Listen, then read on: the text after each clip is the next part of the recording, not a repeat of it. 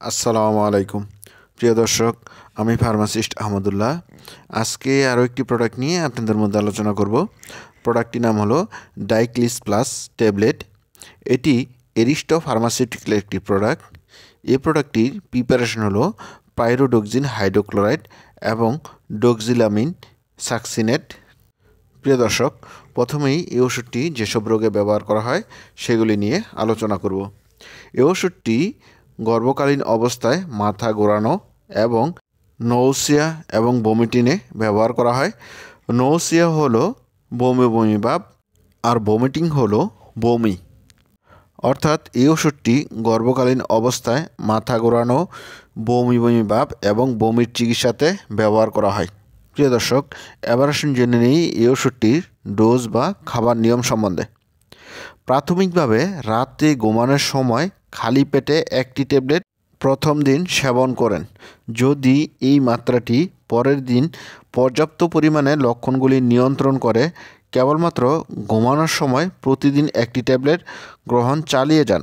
তবে লক্ষণগুলি যদি দ্বিতীয় দিন অব্যাহত থাকে, তবে প্রতিদিনের মাত্রাটি সকালে একটি ট্যাবলেট এবং রাতে ঘুমানোর সময় একটি ট্যাবলেট বাড়িয়ে নিন। সর্বাধিক প্রস্তাবিত মাত্রা প্রতিদিন 2টি করে ট্যাবলেট, একটি সকালে এবং একটি রাতে ঘুমানোর সময়। 1 গ্লাস পানি দিয়ে খালি পেটে খাবেন। পুরো ট্যাবলেট গিলে খাবেন। এই ট্যাবলেটটি চূর্ণ, চিবানো বা বিভক্ত করবেন না। প্রিয় দর্শক, এবার আসুন জেনে নিই এই ওষুধটির সাইড এফেক্ট সম্বন্ধে।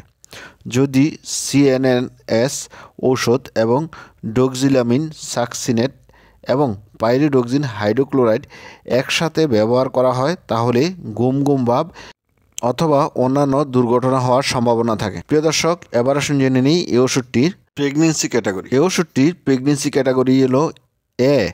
গর্ভাবস্থায় মহিলাদের মাথা ঘোরানো এবং বমি বমি ভাবের চিকিৎসার ক্ষেত্রে ইহা ব্যবহার করা হয়। ডক্সিলামিন সাকসিনেট এবং পাইরোডক্সিন হাইড্রোক্লোরাইড উভয় মাতৃদুধগন্ধে নির্গত হয়, তাই স্তন্যদানকালে সাবধানতা অবলম্বন করা উচিত। প্রিয় দর্শক, বিশেষ সতর্কতা: এই ওষুধটি রেজিস্টার্ড চিকিৎসকের পরামর্শ অনুযায়ী খাবেন এবং শিশুদের নাগালের বাইরে রাখবেন। প্রিয় দর্শক, এবার আসুন জেনে নিই এই ওষুধটির প্রাইস সম্বন্ধে। এই ওষুধটি প্রতিটা 20 mg ট্যাবলেটের দাম 9 টাকা। প্রিয় দর্শক, এই ছিল ডাইক্লিস প্লাস ট্যাবলেট সম্বন্ধে গুরুত্বপূর্ণ ইনফরমেশন। আসসালামু আলাইকুম।